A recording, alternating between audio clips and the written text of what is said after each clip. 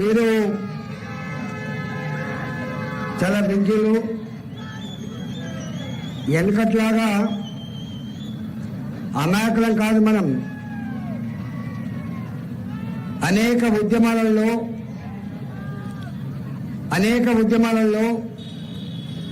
రాటు తేలిన వాళ్ళం. మనం మంచేందో చెడేందో తర్కించుకొని చెప్పగలిగే సత్తా మనకు మాత్రమే ఉంటుంది. నా చెవుల మొత్తుకుంటా ఉన్నాడు వెనకకెళ్ళి, అన్నా గవర్నమెంట్ ఇట్లా చేస్తాంది, గవర్నమెంట్ అట్లా చేస్తాంది, రాకుండా చేస్తాంది, బెదిరిస్తాండు. ఇవన్నీ కామన్గా ఉంటాయి నరేష్ భాయ్. నేను చాలా మంది ముఖ్యమంత్రులు చూసిన, మొట్టమొదటిగా చంద్రబాబు నాయుడు గారిని చూసిన, ఆ తర్వాత రాజశేఖర్ గారిని చూసిన, ఆ తర్వాత రోషా గారిని చూసిన, ఆ తర్వాత కిరణ్ కుమార్ గారిని చూసిన, ఆ తదుపరి కేసీఆర్ని చూసిన, కేసీఆర్తో పనిచేసిన, ఇవాళ రేవంత్ రెడ్డి గారిని చూస్తున్నా. నా 25 సంవత్సరాల అనుభవంలో ఎప్పుడు కూడా ఇట్లాంటి ఎన్నికల సందర్భంగా అధికార యంత్రాంగం అంతా కూడా అధికార పార్టీకి అండగా ఉంటుంది. పోలీసులు కావచ్చు, రెవెన్యూ అధికారులు కావచ్చు, లేదా మహిళా గ్రూపులు ఆర్గనైజ్ చేసే వాళ్ళు కావచ్చు, వాళ్ళ కంట్రోల్లో ఉంటారు. కానీ ఎప్పుడు ఏం చేయాలో నిర్ణయించే సత్తా ప్రజలకు మాత్రమే ఉంటుంది. గుర్తుపెట్టుకోండి. కలెక్టర్లో, ఎస్పీలో, ప్రభుత్వ అధికారులు ప్రజల మూడుని మార్చగలిగే శక్తి, సత్తా లేదనడానికి కొన్ని వందల ఉదాహరణలు ఉన్నాయి. ఒక్కడి మాత్రం చెప్పిపోతా, నేను చాలా ఉన్నాయి, ఒక్కటి చెప్పిపోతా. 2006 నేను కరీంనగర్ జిల్లా పార్టీ అధ్యక్షుడిని. అప్పుడు రాజీనామా చేసింది మా ఎంపీ గారు కేసీఆర్ గారు. రాజశేఖర్ గారు ముఖ్యమంత్రి ఉండే. ఒక్కరిని కూడా ఇల్లు కిరాయి ఇవ్వనివ్వలే. మాలాంటోళ్లకు మైక్ పర్మిషన్ లేదు, తిండి పెట్టడం లేరు, సపోర్ట్ చేసే లేరు. పోయినాం తెలంగాణ వ్యాప్తంగా, తెలంగాణ ఉద్యమకాలంతా పోయి చెట్ల కింద వండుకొని తిరుకుంటా ఒక 4 రోజులు కష్టపడితే మాతో దోస్తాను ఏర్పడింది ఊరలతోటి. ఒక్క మనిషి, నాకు బాగా అనుభవం, నాతో ఉన్న ఇలాంటి వ్యక్తి రేపు మాయమైపోయేది. నాకు మండల పార్టీ అధ్యక్షులు లేడు, నగర పార్టీ అధ్యక్షులు లేడు, ఒక్కనే ఉంటుండేది. నన్ను ఒకరోజు అడిగిండ్రు, అయ్యా రాజేందర్ గారు, ఎవరు లేరని వెనుక మరి నీకు పోలింగ్ చిట్టులు రాసిచ్చోళ్ళు ఎవరున్నారు, పోలింగ్ బూత్లలో కూర్చుంటోళ్ళు ఎవరున్నారు, నీ గుర్తుని తీసుకుపెట్టాలి ఎవరున్నారని చెప్పి నన్ను ఏళ్ళు చేసినప్పుడు నేను అన్నా, నా వెనుక నాయకులు లేరు, నా వెనుక యావత్ తెలంగాణ ప్రజలు లేరని చెప్పి సమాధానం చెప్పిన.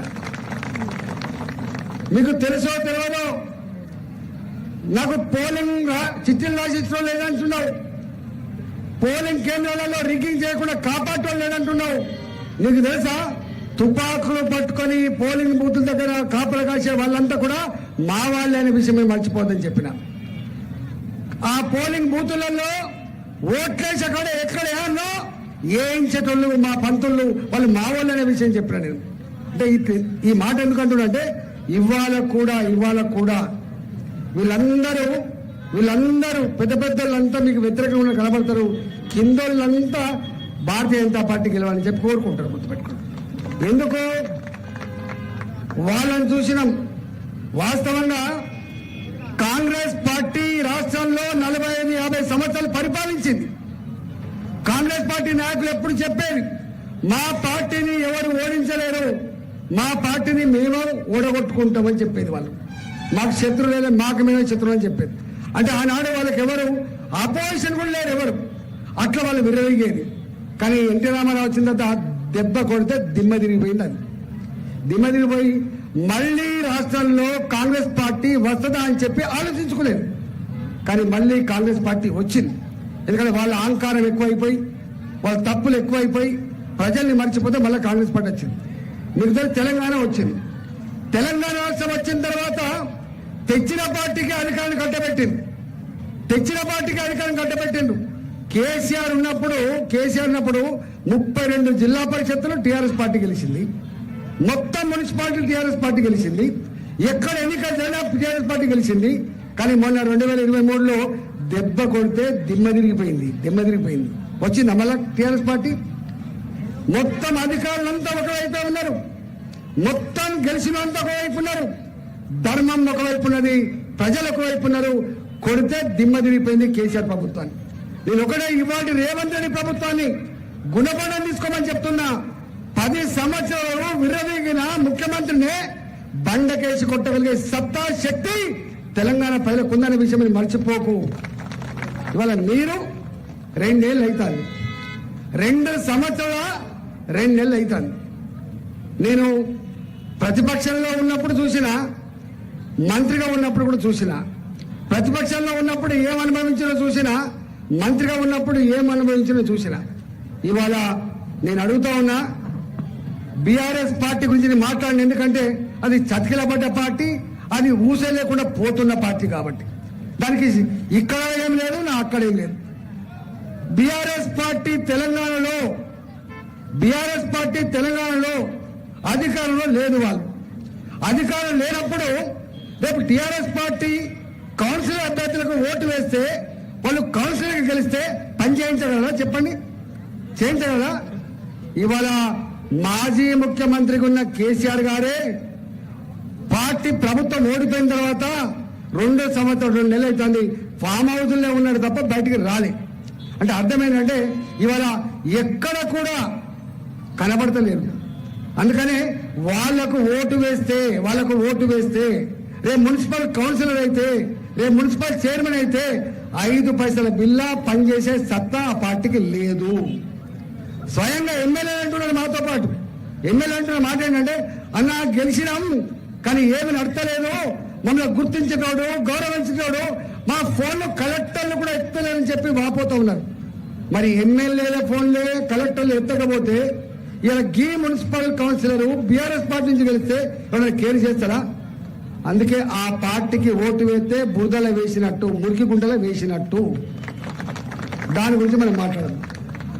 ఇక జోసున్న పార్టీ ఇప్పుడు ఏమంటారు కాంగ్రెస్ వాళ్ళు, చేస్తే మేమే అభివృద్ధి చేయాలి. నీ దగ్గర ఏముందని అభివృద్ధి చేస్తావా? మరి నువ్వు ఏముంది? ఎన్నికల ముందు మీరు ఒక్కసారి ఆలోచించండి. స్వయంగా ఈ రాష్ట్ర ముఖ్యమంత్రి రేవంత్ రెడ్డి అన్న మాట ఏందో తెలుసా? కేసీఆర్ నాకు వారసత్వంగా లంకె బిందెలు ఇస్తాడని చెప్పి అనుకున్నా, లంకె బిందెలు ఇవ్వలే, ఉత్త చిప్ప చేతికిచ్చిండ్రు అంటాడు. ఉత్త చిప్ప చేతికిచ్చిండు. ఎందుకు ఇస్తలేవు రేవంత్ రెడ్డి గారు రైతు బంధు?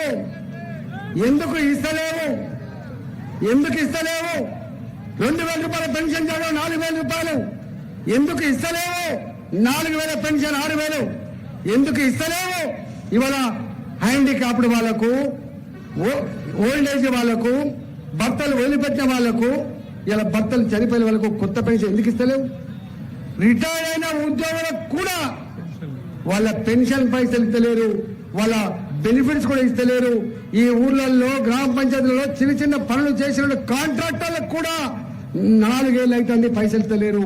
మీ పిల్లలు చదువుకునే ఇంజనీరింగ్ కాలేజీలలో మీ పిల్లల ఫీజులు ఇవాళ రేవంత్ రెడ్డి సర్కారు 4 ఏళ్ళు అవుతుంది. ఇక కేసీఆర్ 2 సంవత్సరాలు ఉత్తరపెట్టిండు, వీళ్ళు కూడా 2 సంవత్సరాలు ఉత్తరపెట్టిండు. ఏమనంటే ఏమంటాడు? నన్ను కోసినా 1 రూపాయి లేదు అంటాడు. మరి కోసినా 1 రూపాయి లేదనే ముఖ్యమంత్రి రిజర్వ్ బ్యాంక్ ఆఫ్ ఇండియాకు అప్పుకు పోతే, తెలంగాణ మంత్రులు పోతే, తెలంగాణ ఆఫీసర్లు పోతే చెప్పులు ఎత్తుకపోతామని చెప్పి భయపడుతున్నా అని చెప్పే ముఖ్యమంత్రి రేపు ములుగు అసెంబ్లీలో, రేపు ములుగు మున్సిపాలిటీలో రేపు రోడ్ అవసరం పడితే, మోడ్ అవసరం పడితే చేయగలిగే సత్తా, పైసలు ఇవ్వగలిగే సత్తా రేవంత్ రెడ్డి గారికి ఉందా? ఆలోచించండి, ఉందా? ఇవాళ వాళ్ళ గురించి చెప్పాలంటే ఎన్ని గంటలు చెప్పినా సరిపోదు. కేవలం మాటల గారెడితో తిమ్మిని దమ్మిని చేసి మీడియాను మేనేజ్ చేసి మంచిగా వార్తలు రాయించుకొని నువ్వు ఊరేగుతుండొచ్చు, కానీ ప్రజల ఉదయాల్లో మాత్రం మంట ఉంది, మంట. ఓ తెలంగాణ ఆడబిడ్డలారా, ఇవాళ 26 నెలలైతుంది ప్రభుత్వం వచ్చి. ప్రతి తెలంగాణ ఆడబిడ్డకి 18 సంవత్సరాలు నిండితే చాలు 2,500 రూపాయలు ఇస్తానన్నమాట. వాస్తవమా కదా మీరు చెప్పండి. ఏ ఆడబిడ్డకైనా నెలకు 2,500 రూపాయలు వచ్చినాయా? ఒకవేళ ఆ 2,500 రూపాయలు ఇప్పటి వరకు ఇస్తే ఒక్కొక్క ఆడబిడ్డ అకౌంట్ లో 65,000 రూపాయలు ఉండేది. అలా 65,000 రూపాయలు ఉండేది. ఇవాళ పెన్షన్ కనుక 2,000 రూపాయలు పెరిగితే సంవత్సరానికి 24,000 రూపాయలు, 2 సంవత్సరాలు 2 నెలలకు ఇవాళ 50,000 రూపాయలు ఉండేది. అంటే పెన్షన్ ఇస్తే 50,000 రూపాయలు ఉండేది. ఇవాళ మీరు మహిళలకు ఇచ్చే 2,500 రూపాయలతో 65,000 రూపాయలు ఉండేది. ఆ 65,000 రూపాయలు ఇంపార్టెంటా, ఈ 50,000 రూపాయలు ఇంపార్టెంటా? రేపు ఓటు కొనికి 1000 ఇస్తా, నాకు ఓటేస్తావా అని చెప్పేది ఏది ఇంపార్టెంటో తెలుసుకునే సందర్భం ఆసనమని మనం చేస్తా ఉన్నాం. నేను ఒక్క విషయంలో మాత్రం ఏకీభవించా. ఇవాళ పైసలు అడుగుతారు, పైసలకు ఓటెత్తారు. పైసలకు ఎప్పుడు కూడా ప్రజలు ఓటు వేయరు. ఓటు వేస్తే ఇలా హుజరాబాద్ లో నేను గెలుస్తుంది కాదు, మలకాయిలో నేను గెలుస్తుంది కాదు. ఎప్పుడు ప్రజలు రాజకీయ నాయకులకు అవసరం ఉండి, పార్టీలకు అవసరం ఉండి ఎన్ని అడ్డదారులను తొక్కి గెలవాలని చెప్పే అనటంలో వాళ్ళ గడప తట్టి, వాళ్ళ గొల్లెం కొట్టి ఇవాళ 2,000 ఇస్తాం, 3,000 ఇస్తామని చెప్పి అంటారు. తప్పకుండా తీసుకోండి. 2,000 ఇచ్చినా 3,000 ఇచ్చినా తీసుకోండి, కానీ భారతీయ జనతా పార్టీకి మాత్రం గెలిపేయండి. ఈ దేశంలో ఇప్పుడు సీతారామయ్య గారు ఇక్కడ ఏమన్నా అభివృద్ధి జరుగుతాయి. ఇవాళ ఈ రోడ్డు ఉంది, ఈ రోడ్డు ఎవరేసింది? రోడ్డు ఎవరేసిందో నరేంద్ర మోడీ గారు, కేంద్ర ప్రభుత్వం. ఇవాళ ములుగులో ఉండే గిరిజన విశ్వవిద్యాలయం,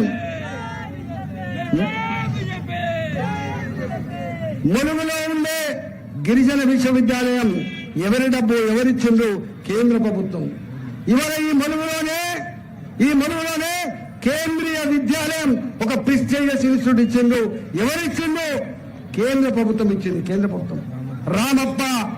రామప్ప మనకు గొప్ప సంపద, వారసత్వ సంపద గుర్తించి 140 కోట్ల రూపాయలు ఆ ఆలయానికి ఇచ్చి అభివృద్ధి చేస్తున్న ప్రభుత్వం కేంద్ర ప్రభుత్వం, నరేంద్ర మోడీ తప్ప రాష్ట్ర ప్రభుత్వం కాదు. లేక మొన్న ఈ ప్రభుత్వం వచ్చిన తర్వాత ఈ సమ్మక్క జాతర జరిగితే ఏం జరిగిందో మీరు చూసిండ్రు. ఇక్కడ 100 కోట్లకు 200 కోట్లకే ఇబ్బంది పడుతున్న సందర్భం కాబట్టి ఇవాళ మేడారం జాతరకు కూడా వనదేవతలకు, మనం బలంగా విశ్వసించే వనదేవతలకు కూడా 40 కోట్ల రూపాయలు ఇచ్చి మన తెలంగాణ సంస్కృతిని, సాంప్రదాయాన్ని, పండుగని గౌరవించిన పార్టీ కేంద్ర ప్రభుత్వం. కాబట్టి ఇవాళ మీరు గుర్తుపెట్టుకోండి అక్కలారా, నీ అంగన్వాడీ సెంటర్, ఆశా వర్కర్, 5 కిలోల బియ్యం, ఇవాళ ఎన్ఆర్ఎస్ఎం కింద నడిచే దవాఖాన్లు, ఇవన్నీ కూడా కేంద్ర ప్రభుత్వం ఇచ్చే నిధులతో నడుస్తూ ఉన్నాయి.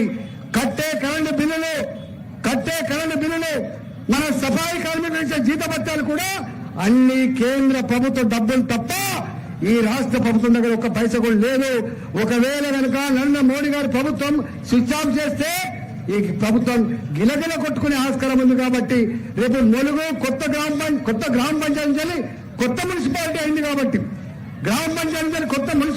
కాబట్టి, దీన్ని స్మార్ట్ సిటీ కిందనో, అమృత నగరం కిందనో డబ్బులు తీసుకురాగలిగి ఇవాళ డెవలప్ చేయగలిగే సత్తా, శక్తి నా భారతీయ జనతా పార్టీ కౌన్సిలర్ గా మాత్రమే ఉంటది. వాళ్ళకు తోడుగా మేముంటాం, తప్పకుండా డెవలప్ చేస్తామని చెప్పి మాట ఇవ్వడానికే వచ్చినాం. ఇవాళ అధికారంలో పార్టీ తిమ్మిని బమ్మిని చేస్తుండొచ్చు, ఎక్కువ రోజులు చేయలేరు. కేసీఆర్ అన్న 15 సంవత్సరాలు నమ్మించగలను కానీ ఇవాళ రేవంత్ రెడ్డి సర్కార్ 2 ఏళ్లకే చతికిలబడ్డది. కాబట్టి రాబోయే కాలం వాళ్ళని చూసినాం, వీళ్ళని చూసినాం, టీఆర్ఎస్ చూసినాం, కాంగ్రెస్ చూసినాం. రేపు భారతీయ జనతా పార్టీని చూడాల్సి అక్కడ ఉంది.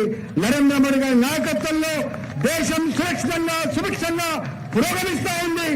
ఆ పార్టీ నాయకత్వంలో ఇక్కడ కూడా ప్రభుత్వం ఏర్పడితేనే ఈ కుటుంబ పాలన అంతమైతుంది, ఈ దోపిడీ పాలన అంతమైతుంది, ఒక ప్రజాస్వామ్య పాలన ఆవిష్కరించబడుతుందని భావిస్తారు. కాబట్టి ములుగు ప్రజలందరికీ విజ్ఞప్తి చేస్తా ఉన్నా, కమలం పువ్వు గుర్తును గెలిపించండి, భారతీయ జనతా పార్టీని గెలిపించండి, నా కౌన్సిల్ ఆశ్రయించమని చెప్పి కోరుతూ సెలవుతున్నా.